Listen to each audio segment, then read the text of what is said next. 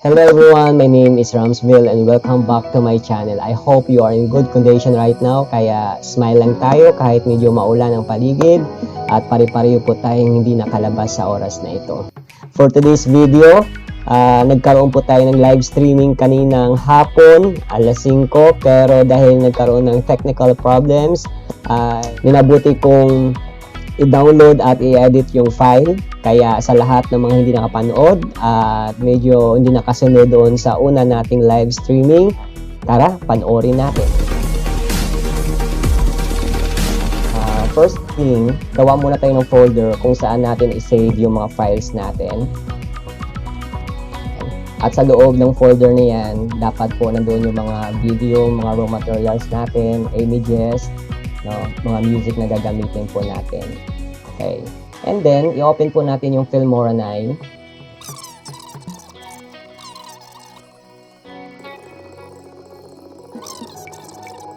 So, ito po, after loading niya, makikita po natin itong dialog box. Okay.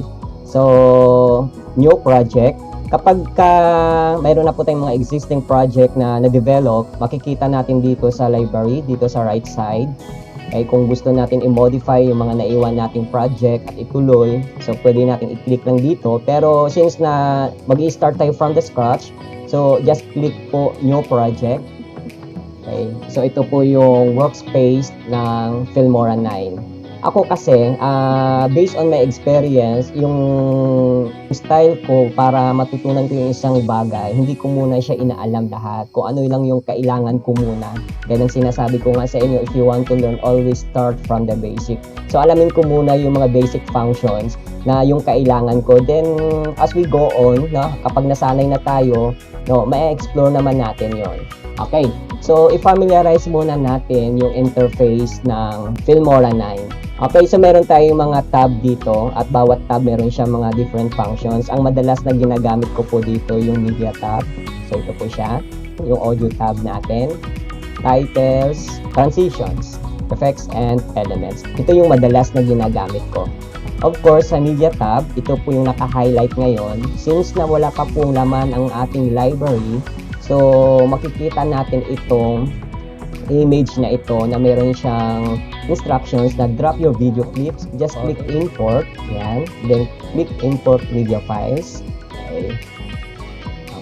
Pupuntahan ko yung folder kung saan nakasave yung mga files na kailangan ko. Gaya ng binanggit ko po kanina, magandang start na bago tayo mag-create ng project, naka-organize na yung folder, no? Yung mga materials na kailanganin natin, dapat naka-save sa isang folder. Lalo na kapag ang ginagawa natin ay hindi natin siya agad-agad matatapos na sa isang upuan at kailangan pa natin siya balik-balikan. So, andito, meron akong example video. Okay, then pwede po natin i-highlight lahat. Yan, i-highlight po natin lahat na kailanganin natin. Okay, just open. First, no, kapag naka-import na tayo ng mga files, ito yung tinatawag nating timeline, yung nasa ilalim.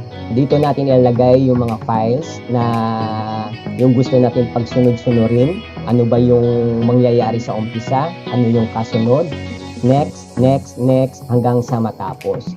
Of course, sa timeline, doon na yung combination ng video, yung music natin, yung mga sound effects natin, mga transitions, dito na natin siya ginagawa. In default, mapapansin niyo sa Filmora, meron na siyang isang video file o video timeline at isang for audio natin or music. Paano ba mag-add? Itong video na ito, gusto ko siyang i-add sa timeline. I-click ko lang yung video, tapos i-drag ko lang siya sa video timeline. Kapag nag-pop up itong notification, ang ginagawa ko dito, ima-match ko lang siya doon sa media. Ang kanyang resolution ay 1920 by 1080. Pwede natin siyang i-play. I-click lang natin itong play icon o pwede rin natin i-press yung space bar natin sa keyboard. Okay, isa sa natutunan ko na sa pag-edit, bago tayo maglagay ng mga effects, maglagay tayo ng mga transitions, yung raw materials natin, yung video files natin, i-edit muna natin yung pagkakasunod-sunod. Hindi kasi natin maiwasan na mayroong take 1, take 2, no? Tatanggalin natin yung mga hindi dapat at pagdugtungin natin yung dapat na magkadugtong. Okay. Halimbawa, sa part na ito, gusto mo siya tanggalin, yung part na ito. Example na nagkamali tayo at dito sa part na ito ay ito yung tama. So, pwede natin yung timeline. Okay. I-click lang natin itong nasa taas. Kapag napansin natin yung pointer ng mouse, no, ay naging ganyan siya. So, mayroon siyang arrow, left and right. Okay. Hanapin lang natin yung frame kung saan tayo mag-start na mag-split o yung ika-cut. Then, napansin natin itong indicator na ito. Mayroon siyang gunting, di ba? O simply right-click tapos click natin yung split. Yan, mapuputol na siya ngayon. So, pagka click natin, so, yung isang file, mahati na siya. Okay. Ngayon, i-play natin uli kung saang part naman yung end niya. Halimbawa, hanggang dyan. So, i-cut lang natin, tapos, pwede na natin i-remove, no? I-remove itong hindi na natin kailangan. Press delete sa keyboard natin or right-click, tapos, click lang natin yung delete. Okay. Yan. And then, pagdugtungin lang natin ito. O, ito yung tinatawag nating offline sa editing. So, when we say offline, ito yung paggawa natin ng files na wala pang effects, kundi ayusin muna natin yung flow ng kwento natin. Halimbawa, dinugtong na natin. Ito yung start, tapos ito yung next. Okay. Kapag okay na siya, don't forget to save, no? Kasi minsan na-enjoy natin mag-edit, lalo na kapag naaliw na tayo sa papindot-pindot. Huwag niyong kalimutan, lalo na umpisa pa lang, mag-save na tayo. Control S, or pwede naman File, tapos Save Project. Okay. Punta tayo sa folder, no? Yung folder na ginawa natin, dapat doon natin siya i-save. And then, ako, ang practice ko, nire-rename ko siya based dun sa project na ginagawa ko. For example, tutorial 1. Okay. Huwag niyong hayaan na ang kanyang file name yung default. No? Kasi ang default file name niya, kung mapansinin natin, DA Project 1. Eh, paano kung marami na po tayong project na ginagawa? So, mahirap siya identify kung ano yung project ang gusto mong i-edit. So, mas maganda, descriptive po tayo sa file name. Okay, again, puntahan natin yung folder. So, try natin. Tutorial 1. Okay, save. Gumamit ako ng green screen. Okay, for now, hindi ko muna i-apply yung green screen na sinasabi. Sa next tutorial or live streaming ko, yun na yung medyo advanced. Dito, mga fundamentals muna. Halimbawa, ito video na ito ay ito na mismo yung background niya. Ito na rin yung mismo kung paano tayo magsalita. Ang gagawin lang natin, halimbawa, gusto natin siya lagyan ng image dito sa gilid. No, gusto natin maglagay ng image, no. So, ang gawin lang natin, halimbawa ito, i-click lang natin itong image, ibaba natin siya sa timeline. Kung mapansin natin, hindi ako nag-add ng video track, automatic, mag-create siya. Yan, meron na tayong video 1, meron na tayong video 2. Okay. Kung babalikan natin, i-highlight ko siya, yan. Matatakpan ngayon ang dati nating image o video. Natatakpan siya ngayon yung image na nilagay natin. Ano bang gusto nating mangyari? Kung sabi ko kanina, ilalagay lang siya sa gilid. Kaya ang gawin natin, yan, i-resize lang siya. So, kung ano yung i-click po natin dito, makikita natin dito sa preview window natin, pwede natin siyang i-resize. Yan.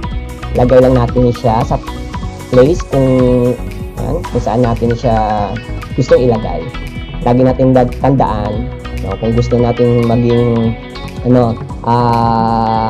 kumbaga i-practice talaga itong editing, pag-aralan natin yung pagiging creative. Halimbawa sa part na ito, gusto ko na siyang hanggang dito lang yung image na yan, pwede natin siyang i-click and drag or click at tapos i-resize. So, parang trim, no? O, trimming ang tawag yan.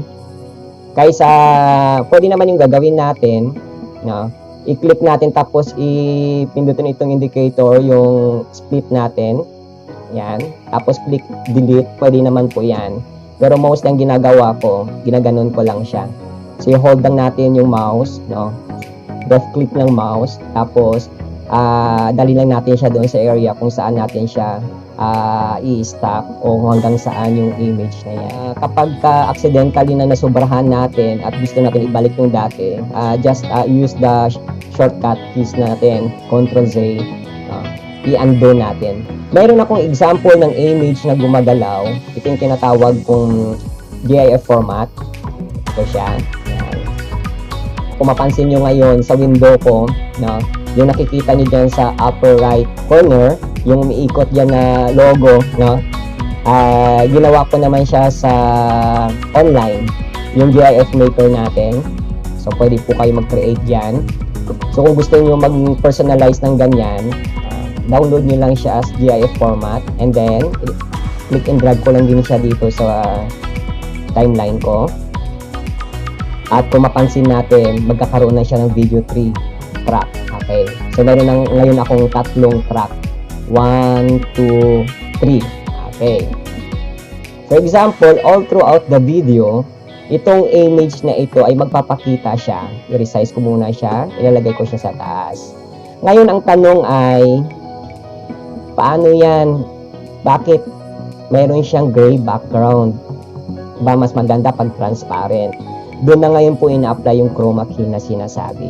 No? Yung common name na tinatawag natin green screen. No? So, ganyan sinasabi ko po sa inyo ay yan ang ituturo ko sa mga next tutorial natin. I-assume muna natin na yan ay transparent na siya. Okay. Kung mapansin natin, pareho siyang image format, no? Pero iba-iba lang siya ng file type. Ito kasi default na image, yung JPEG natin. Okay? Yung isa naman yung animated, yung GIF natin. Kung mapansin natin, kapag ano siya, default image, pwede natin siyang i-resize na, no? O pahabain. Pero kapag ka-animated, no, parang video lang din siya. The same concept siya o principles ng video na hindi po siya pwedeng hinain. Instead, i-copy lang natin siya tsaka paste. Right click, copy, tapos dalhin natin yung ating indicator, okay, dito sa taas, tapos right click, tapos paste, okay. O kung mapansin nyo, napunta siya dito. Ito yung napaka-challenging sa part ng mga editor na pagka na-enjoy natin yung copy-paste. Lalo kapag medyo opening sa baba. So, i-undo ko siya. Okay. Lagi nating tandaan, kapag halimbawa itong video ay final na siya, ilalock natin. Yan, ilalock. Para hindi siya magbago. Pag hindi kasi natin siya ilalock, gaya na nangyari kanina, yung pinaste natin, pumunta doon, nag-insert, so malilito na tayo ngayon. Okay. So, inulit ko lang siya. Ilalock ko na itong pangalawang layer ko. Tapos, saka ko siyang i-paste. Yan. Tuloy-tuloy lang. Paste lang siya. Yan. Dahil hanggang dito po yung ano ng video ko, kailangan ko nang putulin itong image, yung GIF ko. Click and drag ko lang siya. Okay. Ganyan po. Kapag ipi-play ko na siya ngayon, all throughout the video, mayroon na po siya. Okay. So, yan lang po yung mga simple tips and tricks sa paglagay ng media files, video, images sa timeline natin. And of course, yung positioning niya, magiging depende yan kung gaano tayo ka-creative, kung saang part or area siya ilalagay. Paano maglagay po ng transition? Okay. Saan mo ba siya i-apply? Mostly, ang transition, doon natin siya inilalagay sa main subject natin. Okay. Ito yon yung video sa baba. Ngayon, kung okay na po ito sa taas, don't forget to lock. Yan. Ilalock natin yan kasi tapos na tayo dyan. So, nasa inyo, pwedeng maglagay na kayo ng transition before maglagay ng images, o pwede namang maglagay muna kayo ng mga images o mag-insert kayo ng mga kailangan ibang images pa bago yung transition. Ako kasi, inuuna ko muna yung mga images para at least doon ko ibabagay yung transition na ilalagay ko. So, saan ba inilalagay ang transition? Ang transition, inilalagay natin sa pagitan ng dalawang video. No? Siya yung in-between na sinasabi natin. Kumbaga, sa PowerPoint, ang transition, bago siya lumipat ng slide 2, anong animation ang i-apply mo para hindi lang yung biglang nagbulaga lang siya, para may dating kumbaga. So dito sa subject po natin, sa unang video natin, naging dalawa po siya. So isang transition ang pwede natin ilagay. So i-click ko lang itong transition. Yan. Tapos mamimili lang po tayo. Kaya ibabagay natin yung transition doon sa ginagawa nating video. Malalaman naman natin sa sarili natin kung bagay ba siya o hindi. Kung nahirapan tayo mag-identify, pwede naman tayo magtanong sa mga kasama natin kung okay ba itong transition. Okay? So, halimbawa itong transition. Kasi minsan tayo, lalo yung mga bata, no? Parang mas na-enjoy natin yung may mga gumagalaw at lumilipad-lipad. Pero kung gumagawa kasi tayo ng video lessons natin, ay hanggat maaari in-avoid natin yung masyadong transition na lumilipad, no? Yung paglipat niya.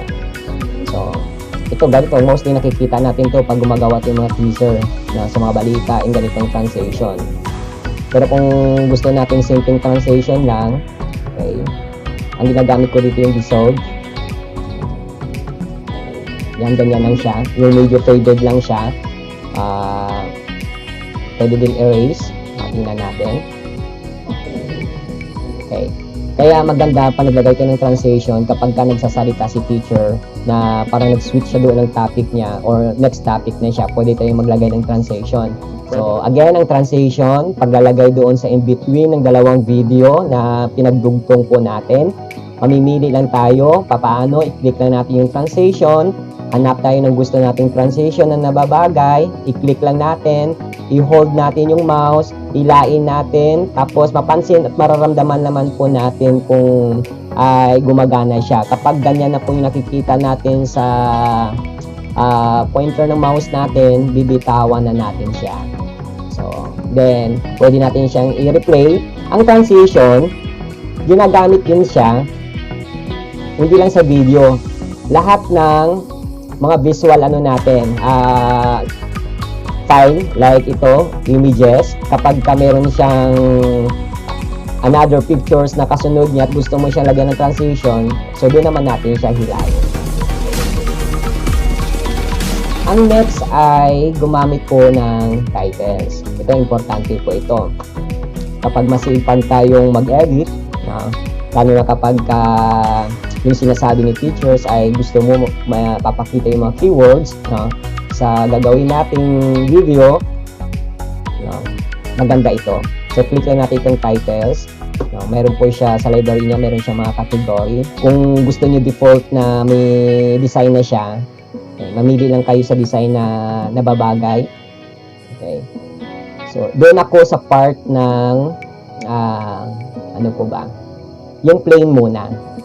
Tapos, yung the rest, itong opener tree, no? Kasi may mga nagtatanong dito paano ba to i-apply yung opener tree. So, dito muna tayo. Okay, default title. Okay. I-drag ko lang siya. Okay. Diyan sa taas. Okay. Magiging video 4 na siya. Tandaan po natin pagkakasunod-sunod kung sino yung nasa ilalim, yung number 1, siya yung pinakalikod. Okay. Kung sino yung nasa taas, number 4, siya yung nasa harap. Halimbawa po sa part na ito, paglabas ang image, gusto ko meron siyang text na nagpa-pop up. So, dyan ko siya ilagay. So, gaya po ng image, pwede rin po siyang i-resize. Yan. Or bawasan ang kanyang duration, I should say. Okay. Yan. Kung gusto mo mula sa start na magpapakita itong image na ito ay magpapakita itong text. And then, double click natin. I-click natin yung advance. Yan po. Kapag i-click natin yung advance, yan, magpa-pop up itong window niya. So, saka natin i-type yung gusto natin. For example, sample message. Okay. Ngayon, nasa diskarte pa rin natin kung ano yung style natin. Okay. I-enter natin kung gusto ba natin two lines siya kasi masyadong mahaba. Kung gusto natin baguhin ang kanyang font face o yung font style na sinasabi, highlight lang natin. Punta tayo dito sa taas. Yan. Alam po, madali lang siya pag-aralan kasi yung features niya parang nasa ano din, kung paano tayo nag-edit ng mga files natin sa Microsoft Word, no? Yung text formatting natin, ma-apply natin dito. Okay, so gagamit lang tayo ng font face na nababagay din. Okay, dahil text iyan, so lagi natin tandaan kapag gumagamit tayo ng text, dapat nababasa siya. Readable. So mostly yung ginagamit ko dito ay ito. Ayan. And then, halimbawa, ako kasi dahil sa field ako ng ICT, parang techno style ang mga style na ginagawa ko sa mga editing na ginagawa ko yung S, for example, gusto ko siyang palakihin, i-highlight ko lang yung S, babaguhin ko yung font size niya. So, magiging ganyan siya. So, kung mapansin po natin, pag two lines siya, parang masyado siyang ma-space. Paano siya i-remove? I-highlight lang natin ito, yung two lines na yan, and then punta po tayo dito. Yan, kung mapansin nyo po ito, ang ginagawa ko po dyan, yan, i-click ko lang yung arrow pababa. Pag negative po, no, kapag negative numbers, pagdikitin niya, kapag positive numbers, paglalayuin niya. And then, itong kulay niya, no, practicein din natin yung paggamit ng color combination. Okay ba itong white? Nababasa ba siya? Lagi po natin tandaan yung designing principles. Kapag light ang background, the text should be dark, no? Kapag dark naman po yung background, o vice versa, dapat light po yung text natin. Kasi ang target natin, kaya tayo naglalagay ng text, dapat nababasa siya. Pwede tayo maglagay ng border. Okay. Lagay tayo ng border na pwede. Yan. Okay, for example, yan. Okay. I-play natin siya ngayon. Okay. So, in default, wala po siyang animation. Pwede tayo maglagay ng animation, yung mga simple animation lang na hindi naman yung lumilipad. Siyempre may dating pa rin, may konting animation. Lagyan natin ng style kasi tandaan po natin, karamihan sa mga learners ngayon ay visual. No? Itatawag natin mga visual learners. So mas ano sila, na-attract kapag maganda yung mga inilalagay natin sa presentation. So maglalagay tayo ng animation. Okay. So, ano naman po siya, every time na i-double click po natin yung animation, magpi-preview siya. Halimbawa, yan ang i-apply ko. Ayan. I-click ko siya. Kung gusto nyo po ilagay dito, parang nasa ilalim siya ng ano, ng picture. Ayan, tapos i-play natin. Ayan. O, parang may dating po siya, di ba? Na paglabas ng image, nanggaling sa likod niya yung text na lumabas. No? Parang may dating din. So, ngayon, ang mangyayari na lang dyan, paano itong subject natin? Matatakpan siya. So, doon natin ngayon i-apply yung tinatawag nating positioning. Saan pa natin siya magandang ilagay? So, halimbawa, yan. So, dyan ko siya ilagay.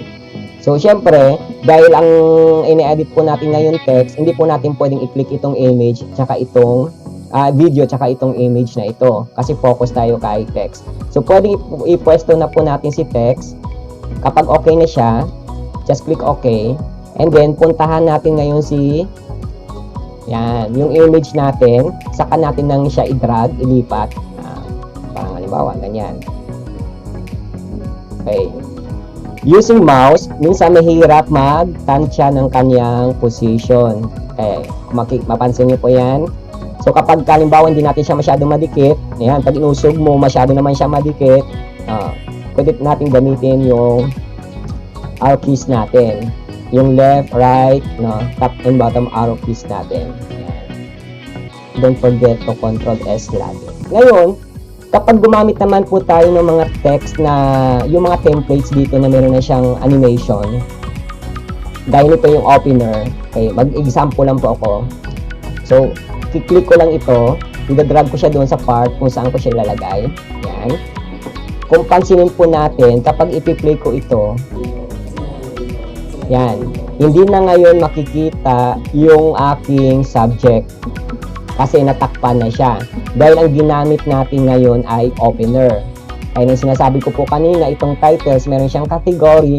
Ang openers kasi mostly, ginagamit natin yan dito sa pinaka-start. Kung ayaw nyo po mag-effort na gumawa ng own style ng design yung, halimbawa, bago mag-umpisa yung video, pinaka-title natin. So, openers ang ginagamit. Pero kung halimbawa, guys, sa akin, mas gusto ko yung style ng animation niya, i-apply ko siya sa gitna. So, ang gagawin ko na lang, tatanggalin ko itong pink na ito. Okay, double-click lang natin itong text, yung titles. Okay. Punta ulit tayo sa advance. Yan. Kung mapansin po natin, dito po sa window niya, yan. Ito na po yung text natin. Mapansin natin dito, meron din siyang sariling timeline. Kasi meron po siyang own animation din. Okay. Ito yung main timeline, ito po yung nasa labas. Pag ipi-play natin, hindi siya nakikita yung background. Kaya ang gagawin ko po dito ay i-delete ko po yung pink na ito. Click, then press delete sa keyboard natin. Yan. Makikita na po siya ngayon. Kaya pag i-play ko, yan. Halimbawa, ang habol ko lang po doon yung style ng animation niya. Yan. Ng mga text. Yan, pwede po yun. Ngayon, ang gagawin ko lang din dyan, so papalitan ko ngayon ng text. For example, grade 12. Yan. Then, use arrow keys para ma-move siya. Yan. Tapos, of course, dahil ang sinasabi natin kanina, change the font color doon sa nababagay sa background. And then, yung text. Okay. Halimbawa, practical. Okay, 2 lines. Research 2. Okay. Tama ba? Okay. Tapos, move ko lang siya. So, ganun na po siya. So, kapag ipi-play ko na po, okay, so ganyan po ang paggamit ng ibang templates ng titles na meron siyang background. Kaya, explore po tayo. Okay, next po natin, so yung effects po natin, dito po sa effects natin, meron tayong mga option. Ito, ano to? Depende po sa ginagawa natin. Gaya sa akin, minsan gumagawa po, pinaglalaroan ko po yung mga video ko. Kung napanood nyo po yung Fly with Aladdin, okay? So, gumagamit po ako ng mga effects. For example, ito, 70s. Magkakaroon siya ng effect doon sa video. Ano ba, nilagay ko siya dito. Pansinin po natin, yung video natin kanina, hindi na siya as normal na yung color niya. Okay, ang ginamit ko yung 70s. So ito yung mga silang unang style ng mga video na parang may umuulan. Ayan. So mamimili lang tayo doon sa effects na gusto natin. Pero sa mga basic na mga video tutorials or what, hindi siya required. Pero kung gumagawa tayo ng mga infomercial na sinasabi, gumagawa tayo ng mga slideshow, magagamit po natin ito. Yan. So, just click and drag. Yan. Try and try. Kapag ka may internet po tayo, yun kagandahan kapag ka nag-edit tayo using internet, kapag ka hindi available offline yung mga templates or yung mga effects natin, automatic ida-download niya. So, gaya nito. Yan. Kung gusto natin gumawa ng sarili nating pelikula, paglaruan natin. Okay. Ganun na naman po sa umpisa, para naglalaro-laro, paulit-ulit yung ginagawa, hanggang sa makabisa. Okay, so yan yung mga functions or some tips and tricks kung paano gumamit ng text or titles, translations, at some effects. Ang laging huling nilalagay ko, background music tsaka yung mga sound effects. Optional naman po yon. Depende din sa ginagawa natin. Kailangan ba siya ng sound effects or background music? Of course, dahil gumagawa tayo ng video lessons para hindi siya boring, so mas maganda yung may konting tugtog din para at least ganahan tayo. O para yung naririnig nyo po ngayon, meron akong background music. So halimbawa, okay na, natapos na ito. Lagyan na natin siya ngayon ng background music. Punta tayo sa media files natin. Dalawa ang pwede nating source ng background music. Pwedeng pure MP3 na downloadable o pwede nating i-download. So maghanap tayo ng mga MP3 or background music na downloadable. At mostly sa YouTube kasi meron tayong mga madadownload na mga no copyright na mga background music na nababagay. Pwede naman po yun. So for example, unahin ko po yung video na meron siyang background music at ang gagamitin ko lang yung tugtog niya. So ito yon, example ko. Okay, click and drag ko lang po itong dinownload ko. Yan. So iti-play ko siya. Okay. So yan po yung tugtog niya. So halimbawa, yan ang gusto natin. Pero syempre hindi naman natin siya pwedeng ilagay kasi makikita itong video na ito. So anong gagawin ko? Kana drag na natin siya sa timeline. Right click the video. Click detach. Pansinin natin, nung na-detach siya, nawala yung audio niya doon, napunta sa baba. Yan na po. So, ibig sabihin, pinaghiwalay niya na yung dating magkasama. And then, dahil hindi ko na kailangan itong video na ito, i-click ko lang po siya. Yan, delete. Yan. At syempre, naiwan si music, di ba? Yung audio niya. Kasi yan ang kailangan ko. Okay. And then, hilain ko lang siya. O kung mapansin po natin, nandito na siya sa timeline ng audio natin. Okay? Hilain ko lang siya. Okay. Paano ba tayo maglagay ng background music? O throughout ba? O diskarte na po natin kung ano po yung nababagay. Pag nag-umpisa bang video, may tugtog na agad. Okay? O sa part lang ng video na o sa part lang ng isang scene o i-move lang natin siya. Ganon. Okay. And then kung mapansin po natin, meron siyang mga peak ng frequency niya. Itong nakikita po natin. Pwede natin ito yung madaling paraan kung paano natin para lakasan or pahinaan. Kasi, example, lakasan natin. Ipi-play ko siya. Okay. Okay. Tandaan lang po natin, kapag naglalagay tayo ng music background, malakas ang music natin kung gumagawa lang tayo ng music video. Or what I mean yung mga slideshow na puro background music lang. Pero kung mga video lessons po na may nagsasalita, so dapat hinaan natin. Dapat ang nangingibabaw yung boses ng nagsasalita. Kaya i-adjust lang po natin, yan. Basta yung... Kaya dito, para maging maganda po yung sounds niya, subukan nyo siyang kabitan ng earphone. Okay? Pakinggan nyo siya kung malinaw. Kung mayroon rin po tayong speaker, mas maganda din po na try din natin siyang kabitan ng speaker. I-observe din po natin kung malinaw din ba yung yung balance ng background music tsaka yung boses ng nagsasalita. Yun lang po yan. Again, pwede po natin siyang i-adjust. So, what if kung halimbawa hanggang dito lang yung music, puputulin na natin kasi ang haba naman po yan. So, anong gagawin? So, gaya ng dati, parang video, i-click lang natin yung part kung saan natin siyang i-cut, i-right click natin, tapos split, or simply, i-click yung object na yon, yung music na yon, i-click natin itong split na yan. Tandaan po natin, huwag kalimutan i-click kung ano po yung i-split. Baka mamaya, ang nasa isip po natin, ang i-split po natin ay music, pero ang naka-select pala ay video, no? Nung halimbawa, nung split mo, pansinin natin, ang nag-split ngayon yung video. Kung nagkamali, anong gagawin? I-undo lang natin siya. Control Z. Again, kung ano po yung objects na i-modify natin, i-trim natin, i-split natin, dapat siya yung naka-highlights. Kung halimbawa, gaya ng sinasabi ko po kanina, itong layer na itong video ay finish na siya, okay na siya dyan, nalagyan mo na siya ng transition, okay na dyan, para hindi magalaw, i-lock lang po natin siya. Yan. Ilalock lang natin yan. Kasi, ang nagiging problema niyan, lalo na ako pagka gumagawa ako ng mga ganitong style, mga infomercial, ang dami kong layers, no? Kung gaano kalikot ang utak ko, gano'n din kalikot na mga timelines at layer ang nakikita ko sa aking dashboard. Pero syempre, as beginner, dapat alam po natin yung mga fundamentals. Again, kung ano yung naka-click, siya yung doon ma-apply yung mga thing effects or translation. Again, doon sa tanong natin kanina, what if kung hanggang dito na yung music natin, so i-click lang natin, tapos click yung gunting na ito, split natin. Meron din siyang shortcut keys, no? Control B kung mabilis ang kamay natin. So tapos delete lang yung part.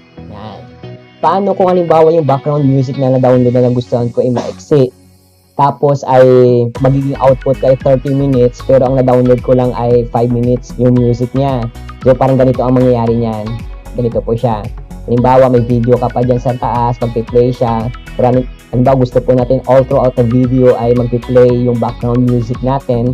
Pero ang nangyari ay kalagitnaan pa lang tapos na yung music. Ang ginagawa ko dyan ay copy-paste. Paano? So just right-click, copy, o di kaya Control C, tapos punta po ako. Lagi tayo, na nag-paste tayo, dapat nasa dulo yung playhead natin. Itong pula na yan. Okay. Tapos Control V or right-click tsaka paste. And automatic, magpi-paste siya. Pero ang mangyayari kasi po yan, pagka ipapakinggan natin yung putol niya, parang hindi balance. Gaya nito, yung example natin, patay yung umpisa niya. Yan, mahina at mayroon pa siyang blanco. Kung mapapansin po natin yung peak ng frequency niya, pag walang tayo nakikitang guhit-guhit diyan, ibig sabihin wala pa siyang sounds or mahina. So ang ginagawa ko diyan, ika-cut ko siya, yan. Kaya sa video editing, pati mix ng audio pinag-aaralan din natin. Ang ginagawa ko, gagawin ko siyang second layer ng audio natin, tapos i-overlap ko siya. Yan, i-overlap ko. Pag i-play natin yan, yan, parang hindi siya halata na nalaputol yung tugtog. No? Ulit-ulit lang po hanggat sa makuha natin yung gusto nating output. Gaya na sinasabi ko nga, kung mahaba ang video natin, just copy-paste yung background music natin. So, what if kung mayroon tayong music naman na MP3 format siya. So, mas madali. No? Bakit? Gagawin lang natin, i-click lang natin ito siya, i-click lang natin at i-drag lang natin siya sa baba. Okay. Unlike sa ginawa natin kanina, meron kasi siya kasamang video, kaya ang ginawa natin, tinitouch muna natin yung audio tsaka yung video niya. So, same process. Once na pwesto na natin siya, no, doon sa gusto nating part na kung saan siya magpe-play, no, same process. I-adjust natin ang volume, okay? Apply faded in out. Okay, paano ba mag-apply ng fade in tsaka fade out? Yung fade in tsaka fade out, o yung ibig sabihin nun, yung pagpasok, hindi yung bulaga agad, no? Depende sa tugtog, no? Kumbaga smooth ang pagpasok at paglabas niya. So, just simply double click yung object natin at makikita natin ito. Fade in, yan. Mapansin natin, no? Yung sa baba, yan, makikita natin, gumagalaw-galaw siya, yan. Sa akin, konti lang, tapos ganun din out, yan. Basta makita ko lang na medyo nag-move siya, tapos i-okay ko lang, saka ko siya i-manual i-adjust, yan. Ma-manual ko siyang i-adjust. Ganun din po sa ending niya. Yan. Ang haba ng music na ito. Kung napakahaba, pwede natin itong paiksian, itong timeline natin, yan. Para maiksi lang siya. Ganun siya. Ganun po. And of course, ang music dapat, no, hanggang doon lang siya sa part ng end ng movie natin or video natin. Kasi pangit naman, natapos ng video mo, mayroon ka pang 30 minutes na nag-play ang music, tapos kulay black na yung nakikita. So, yun din yung lagi nating tandaan. No, as a beginner, no, minsan kasi na-enjoy natin yung insert sa timeline po natin, hindi natin napapansin sa dulo pala mayroon dong naiwan kasi minsan may naiiwan diyan. No, nag-focus lang po tayo dito, no. Kaya i-observe po natin. So i-drag lang natin itong scroll bar, ayan. From left to right, no. Kapag wala na kayong nakikita diyang laman, so okay siya. Pero kung mayroong naiwan diyan, i-delete lang po natin kung hindi natin siya kailangan. Tapos na siya. So, anong gagawin? I-click lang natin yung export. Yan, export. Yan. Magpa-pop up ito. Okay, again, sa pag-export po natin, click lang natin yung save to. Hanapin lang natin yung folder. No, yung folder na ginawa natin. Huwag lang tayo basta-basta magsisave, guys. No? dapat kung saan yung folder na ginawa natin at nandoon yung mga materials, doon na rin natin siyang ilagay. And don't forget to change the file name. Okay, again, ganun sinasabi ko nga kanina, huwag po nating hayaan ng mga default file name. Dapat descriptive po tayo. Halimbawa, itong ginagawa natin tutorial, so pangalanan ko na din siyang tutorial 1. Kasi, God willing, mayroon tayong mga susunod pang mga tutorial. And then, once na na-change na natin yung name, at napansin natin in default, MP4 siya. So, stick lang tayo sa MP4. Ito yung mga format na kung anong klaseng format ang i-apply natin. Okay, ganun sinasabi ko nga sa inyo, marami tayong nakikita. Just focus only doon sa kailanganin natin. Again, MP4 kasi playable siya sa lahat ng platforms. Okay, pwede siyang online, pwede siyang offline. Okay, and then, click the resolution. Ito, importante din to. No, dito tayo nahihirapan kapag medyo mataas ang resolution ng pagre-render. Ito na kasing exporting part wherein i-render na natin. Kumbaga, ito na yung finished product. Then after that, pwede na natin panoorin ang video natin. Ang gagawin po natin, i-click lang po itong settings na ito. Okay. Sa resolution natin, gaya ng tip na binigay po sa amin, yung 1280 by 720. So, yun na po. Okay.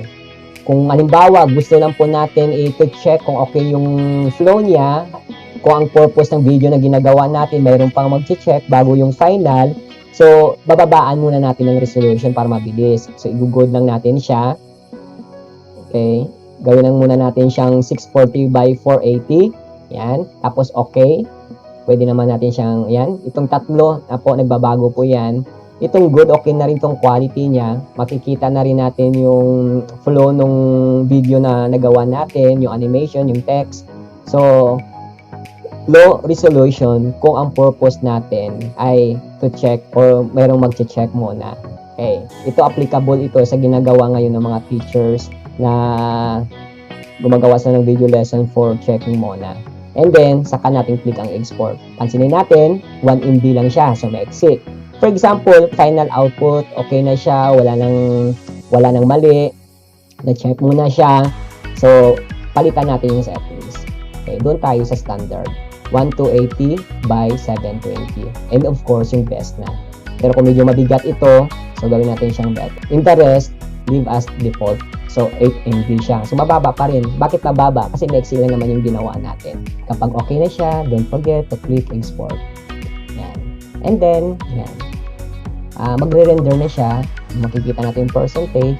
So, pwede na tayong magpahinga muna while waiting. Ako din. Na siya. So, just click find target. Matik po, andoon na siya sa folder natin. Okay, pupuntahan ko siya. So, ito na yung video na i-play. O, ito na yung video natin. Okay. Yes. Yan. Simple lang po yan. Okay.